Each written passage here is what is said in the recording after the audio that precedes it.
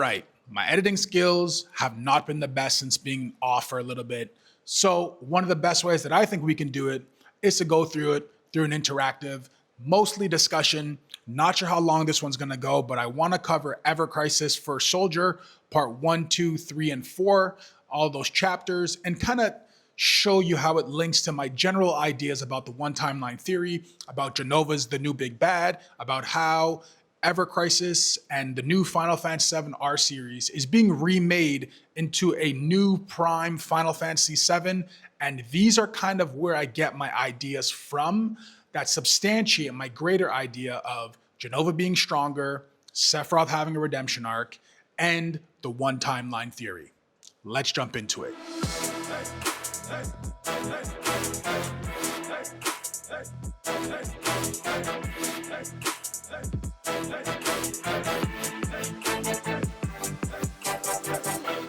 So one of the first things I want to talk about is that a lot of people have no idea that First Soldier was actually a battle royale game that was made that failed, that a lot of Final Fantasy VII content creators said, this is the best thing ever, this is the most amazing game ever, when in reality, it just was not there. What Square was essentially trying to do was compete with games like Call of Duty Warzone, PUBG, Fortnite, and it kind of became a whole fail, and they kind of scrapped the whole idea. And in the First Soldier idea of the story was supposed to be about Glenn, was supposed to be about the early Soldier program. So I want to show you guys something that you might not have ever seen, which is the release trailer for First Soldier. Let's check it out.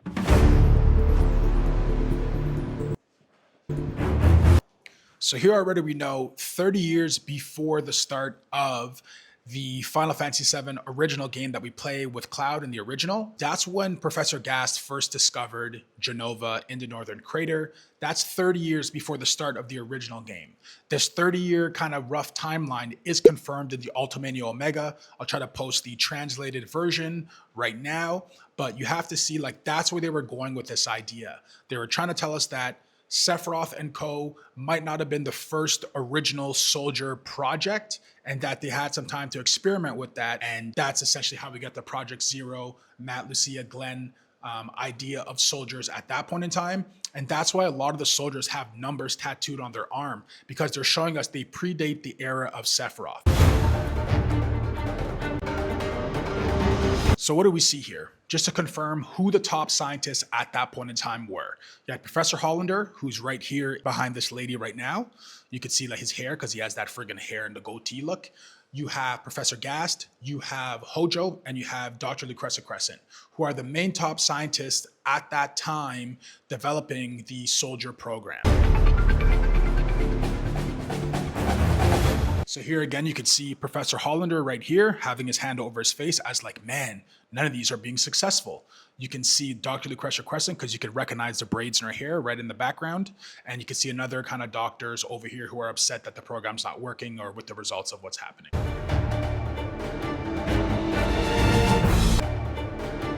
This scene right here is obviously Professor Hojo shooting and killing Professor Gast. That's how we recognize this timeline of events that's going on. We know that Professor Gast, once he realized that Hojo was doing unethical findings, and I have a special video coming out exactly about Professor Gast and Sephiroth's relationship, and how Sephiroth actually ran away from Shinra Manor as a child, roughly 5 years old, and then after ran into Professor Gast, which is gonna reveal a piece of dialogue that always bothered me. And I was like, why is he saying this? And it's a scene when he goes to the Inn in Nibelheim and says, this landscape, I swear I've seen it before. I hinted at it before in one of my older videos. I'll clip that right here. But I think I found the answer to why Sephiroth has such an attachment to Professor Gast and how that attachment first started. So stay tuned for that video also. So after 12 years, so 30 years ago plus 12 years. So we're at 18 years before the start of OG. At this point in time, Sephiroth is already a kid. Sephiroth would be who we see now as roughly young Sephiroth, because Sephiroth was birthed. I'll have to post the Ultimania Omega again to show the timeline of the schedule. But 30 years ago, they discovered Yskalin. Roughly 25 to 30 years, you have the birth of the Jenova project, the birth of Sephiroth, and Professor Gast leaving. So within that 5 years from the initial discovery of Jenova at the Northern Crater.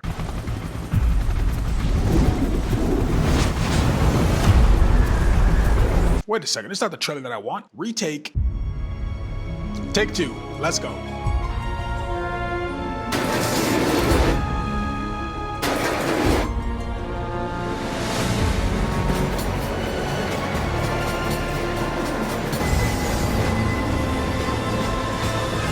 This is the one that I wanted.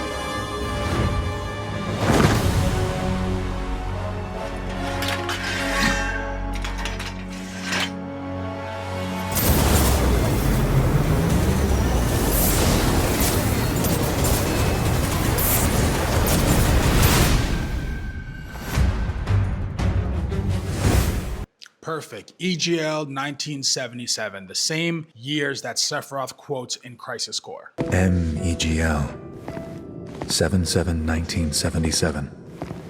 Jenova verified as an ancient. Let's kick it from here.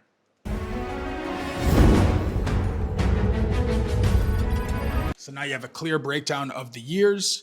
You see Professor Hojo in the background. You see talking with Dr. Lucretia Crescent, still trying to figure out how to infuse Mako, infuse the Jenova cells. What exactly did we find when we found Jenova? Here we have Hollander in the background. Same thing here. We have Hollander, Lucretia. Okay, I wanted to see if that was Professor Hojo, but it is not Professor Hojo. It is not Professor Hojo. The suit is black, not? 1985. So we have the clear assassination of Professor Gast in the Icicle Inn, where he recorded all the videos in the original Final Fantasy VII, showing that Afonso first teaches him about the ancients, about the true name, that the calamity from the sky that they found at the Northern Crater is named Jenova. Before this time, nobody knows the name of Jenova. So what does that also tell you? A secret video that I'm going to be talking about is everything Sephiroth reads in the Shinra Manor is Hojo's research. Hojo is the devil, and he does not have accurate information to speak about the intricacies of Professor Gast's work, because what Sephiroth is reading is what Hojo's been able to surmise from Professor Gast's work, because we know that timeline-wise, Jenova was discovered, then Professor Gast left Shinra, and then he met Afonso, had a daughter, Aerith, and only when he met Afonso did he know that the calamity from the sky's name was Jenova.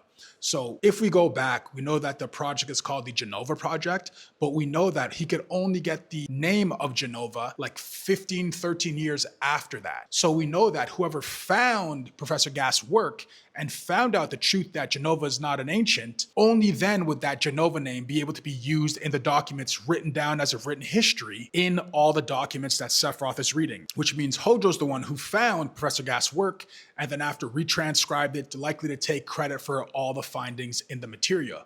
We see that actually when we're at the Northern Crater and Rufus Shinra's like, how come you didn't tell me about the weapons? And Hojo says, oh, I thought they were just a myth. It was in one of Professor Gast's report. He's referring exactly to the part where we see Professor Gast and Afonso talk about the weapons, talk about Jenova, talk about everything that happened. That's when Hojo's telling Rufus, oh, it must have slipped my mind, or I must not know, or I thought they were just a myth, showing that Hojo doesn't have any actually connection to the research. He's just regurgitating what he thinks is correct. Moving forward.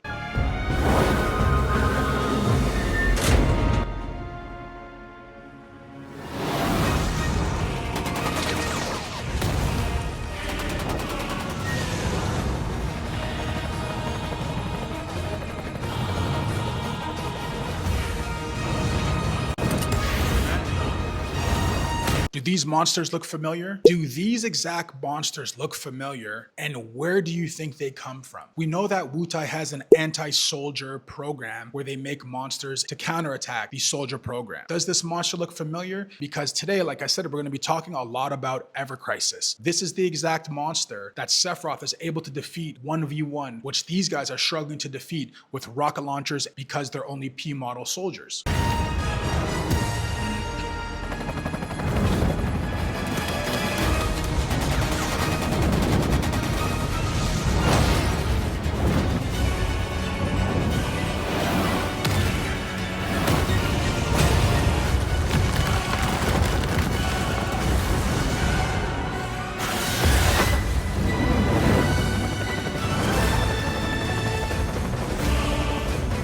famous scene in Final Fantasy VII, reaching out your hand to someone to help them.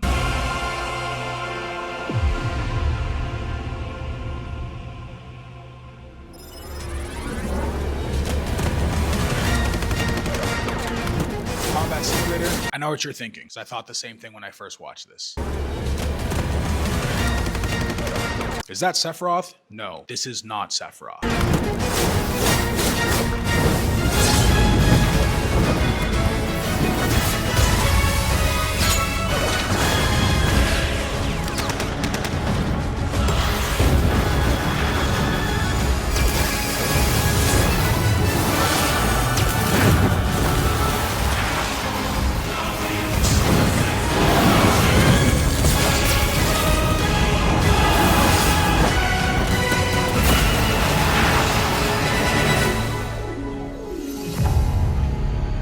So this was supposed to be the first Soldier game. It was supposed to be surrounded around this idea of a battle royale that ended up kind of not playing out the way, obviously didn't play out like that. That would have been sensational. It ended up being a very convoluted, difficult game filled with a lot of bots that a lot of the content creators said, this is the best game ever, when really it wasn't being 100% honest. This game wasn't as good as it was supposed to be, but I'm happy that we have it kind of fine-tuned away, still using the concept of Glenn, Matt, Lucia, the Peace Soldiers, and moving it now into Evercrisis so we don't lose the general idea that they were trying to create with this game to add more lore and add more evidence and add more story background to a lot of the Final Fantasy VII stuff.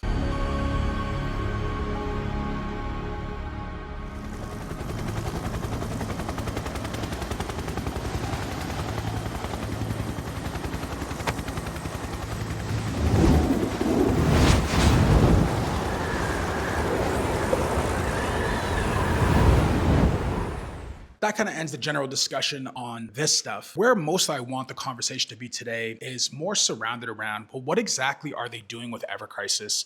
And what's the point of the information they're sharing with us? Is it to tell us that there's something new that they want to help us discover? Is it them trying to tell us about a story that they want us to understand? And the biggest thing I think about the Final Fantasy VII lore is that they're trying to give us pieces to understand the entirety of the story. They had to create these additional games, additional gacha games, additional mobile games to help us really understand what's going on. We can see that with our series even. They had to create a book specifically for the R series canon, which is the main canon. The way that the canon works is very simple.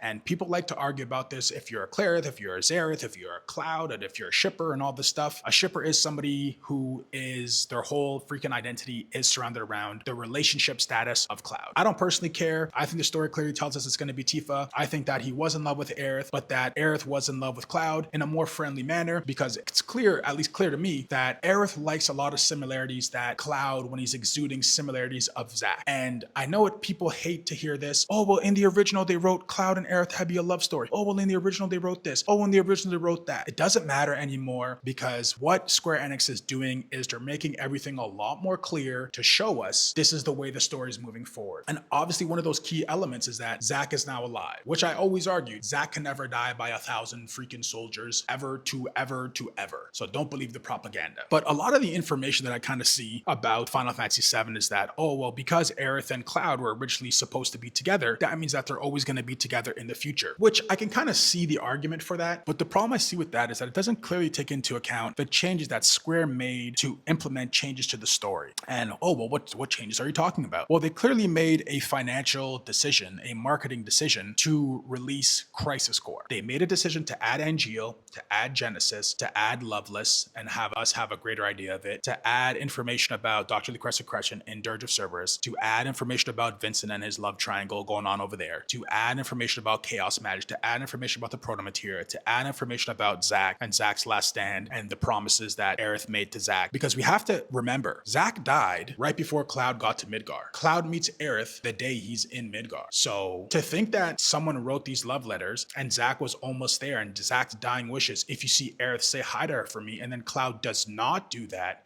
it clearly shows us that there's still a connection from Zack to Aerith. Or even though Zack flirts with a bunch of different girls and got an email with Cisne that says, hey, we should go check out Loveless together. Hey, we should do this. And Zack's hitting on freaking the secretary at the place. And when and Sung finds out, Zack's still in love with Aerith. And it's shown to us in Rebirth very clearly on how he's willing to sacrifice his life by attacking a freaking Shinra chopper with a freaking telephone pole.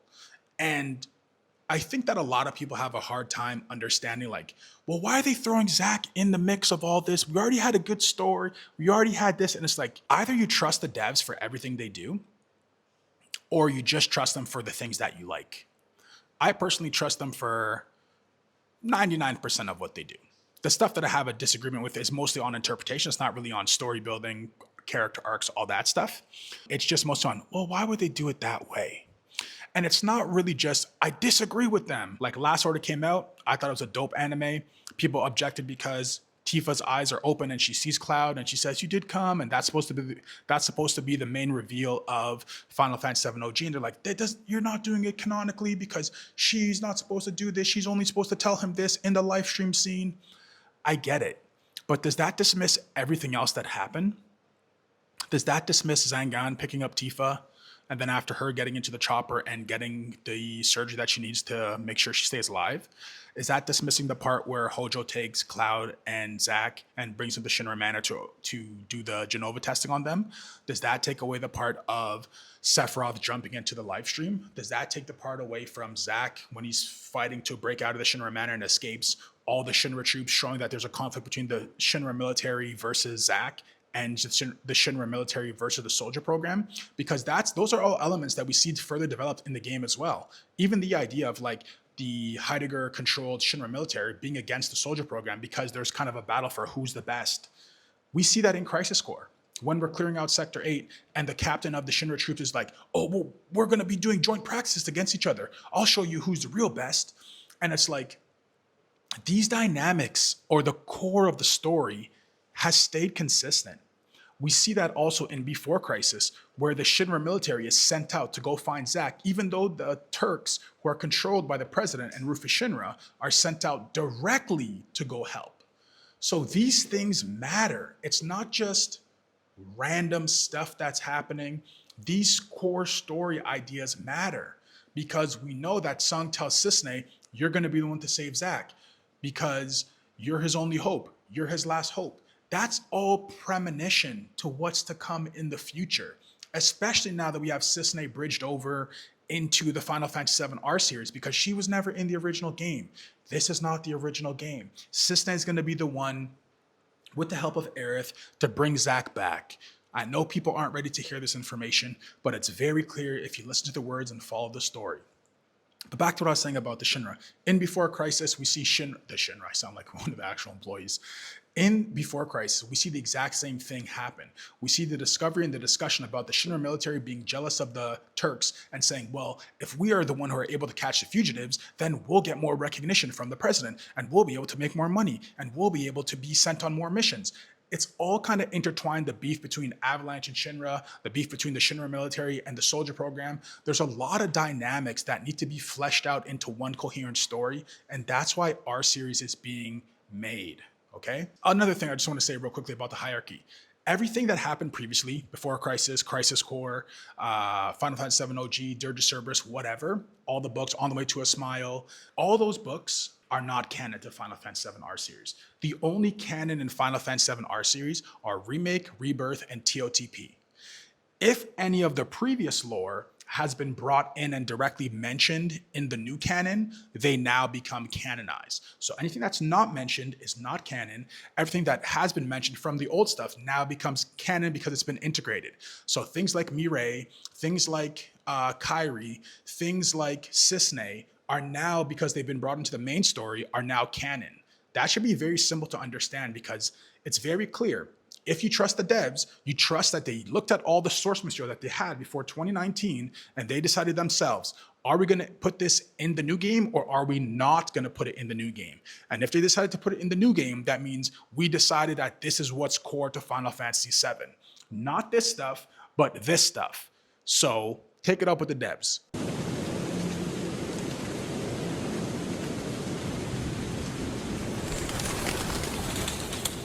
I don't want to talk to you, I just want to show this.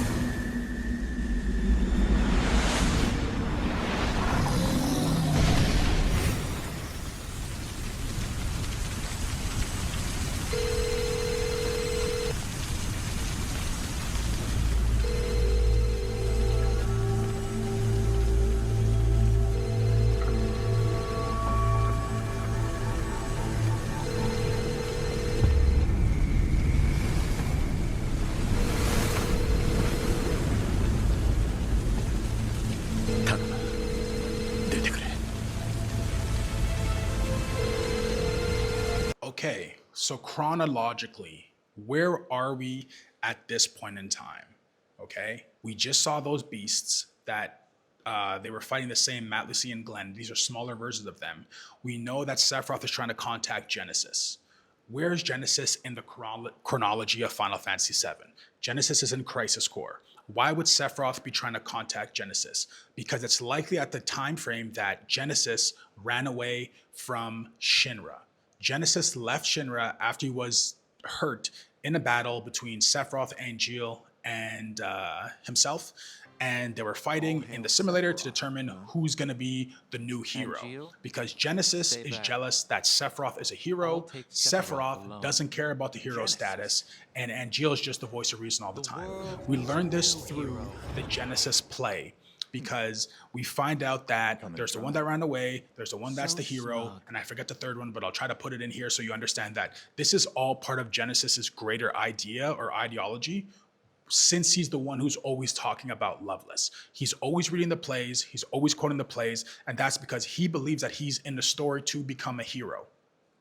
So why would Sephiroth be trying to contact Genesis? Because they're his two only friends, Angeal and Genesis. How do we know this? We know this because Sung tells us when we're in Benora with Zack that Genesis and Angeal are Sephiroth's only friends. And we have to kind of think about this from Sephiroth's, or from the grander information that they have. We know now, because we played Evercrisis, that Sephiroth has Matt, Lucia, Glenn, and Rifu, I think is his name, the dog, as his friends. But we also know that he hides the fact that they're his friends from Bachman. When they're getting disciplined, and I'll get there later in this video, when they're getting disciplined by the Shinra company, Sephiroth's like, hey, wait, I was with them too. Like, you should, if you're gonna discipline them, you should discipline me. Oh, thanks, guys. You're the ones who first showed me how to be a friend. These are all things that are super important and a part of why there's a change that's happening to Sephiroth. And we learned that through this game. He's not just some evil guy who was always out for world domination like the Pinky and the Brain, but he always believed in righteousness, up until the point where he tells us very specifically in Crisis Core, if I find out the truth about Shinra, I will turn against them. And that's when we get sent to Nibelheim. So did he have a reason to turn against them? Likely. Did he have to do what he did in Nibelheim? Not likely. But what I always argue is that Jenova has always had a hold on Sephiroth, and through Evercrisis, through this game, it's made so clear that I don't understand how people can even dispute it or argue it, because we clearly see through the trials that Sephiroth is going through that he's fighting this internal struggle, trying to be like, I want to be a regular human. They think I'm a cyborg. Am I born from Jenova? Jenova that he thinks is Jenova is Dr. Lucrezia. When Dr. Lucrezia shows up to him, he sees her as Dr. Lucrezia, but he thinks her name is Jenova, but we know her name is not Jenova. We know her name is Dr. Lucrezia Crescent. Sephiroth, when he gets confronted at the Nibelheim reactor by Genesis, Sephiroth tells us, I don't know if this is a lie I've been searching for my entire life, or I don't know if this is the truth I've been looking for my entire life, or merely a lie. That clearly tells us that Sephiroth is broken inside because he's been searching for one thing his entire life, his mother. And what does Jenova do throughout the entirety of Evercrisis? Blend his mind to think, I am your mother. Save me, protect me, and I will always protect you. But we know that is a lie. Back to this trailer.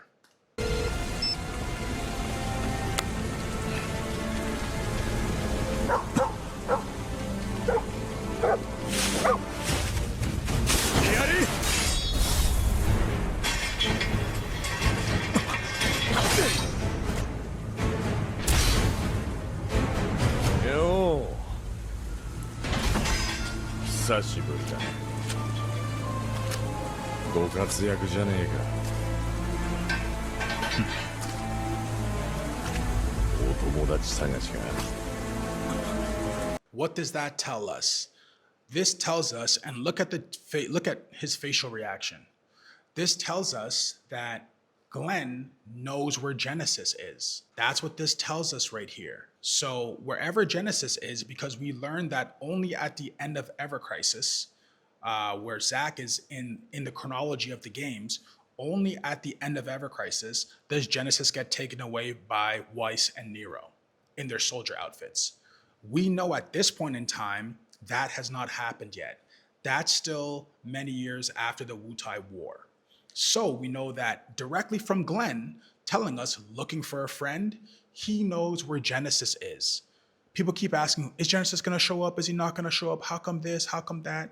Genesis is likely to show up in part 3 or part 4. And speaking on part 3 or part 4, to be clear, my stance, there's way too much information for the game to be done in just part 3. We have to clean up the Wutai. We have to go to the rocket. We have to go into outer space. We have to go get the Knights of the Round. We have to go... The heck was that? Anyways, we have to go to the Knights Around. We have to do a whole bunch of things. We have to find out what's going on in Wutai directly about Viceroy Saruf. We have to find out about Avalanche. Why is Avalanche and Elfie mentioned in TOTP, which is canon to our series? Where's Elfie? That tells us Elfie's alive. We know if you played before Crisis, Elfie's hiding out in Wutai. That's where the main Avalanche base is. We have to find out who's going to be part of the interim government. Who's going to be controlling the new government? Are they still opposing Shinra? Are they going to attack Shinra? All these things we have to kind of keep in the back of our mind. When are we going to find Weiss? When are we going to find Reno? They showed us in Integrate that Yuffie has beef with Nero. Nero killed her homeboy. So we have to be, at least in the story, where Yuffie gets revenge for Nero killing her homeboy. Is that going to happen in this game? We have to go to the Northern Crater. We have to go to Medeal. We have to go back to the Golden Saucer. All these things still need to happen. We have to go into the sunken Galinka. We have to go underwater. We have to get the staff. We have to bring the staff back. So many things still need to happen. And that's why I think they're using a play on word for 3 parts, meaning that there could be part 3, disc 1, and then at a later date, finish it off by part 3, disc 2. And that's kind of how a lot of the movies, if you watch Hunger Games, the finale, part 1 and part 2. If you watch Mission Impossible, the finale, part 1 and part 2. If you watch Attack on Titan, the finale, part 1 and part 2. If you watch Demon Slayer, Infinity Castle, part 1 and part 2. A lot of these things are doing part 1 and part 2 of the finale. So to think that they're not going to do that in Final Fantasy VII when they're seeing that all the money that they can make, when you can see all the popularity they're having with Evercrisis, when they can see clearly that they've now expanded it onto Xbox consoles, not just on PlayStation, they expanded it onto PC. There's just too much money to be made for them to just say, oh, one game, try to crunch it all in one. No, they're gonna space it out, make as much money as they can. So don't fall for the propaganda. Don't fall for the Shinra propaganda. なぜそれを知っている？俺は正義の味方だからな。なるほど。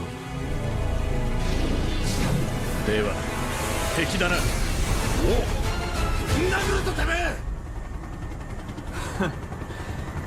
口だけのくせに。あんたね、いつか本当に殴らないと収まりがつかなくなるよ。そうかもな。何しろ班長は初めてだからよ。良き班長の姿を模索中だ。まあ長い目で見てくれ。あんたはいかにも殴りそうに見える。事実はどうあれ、悪評はあっという間に広がるぞ。無名よりはマシだ。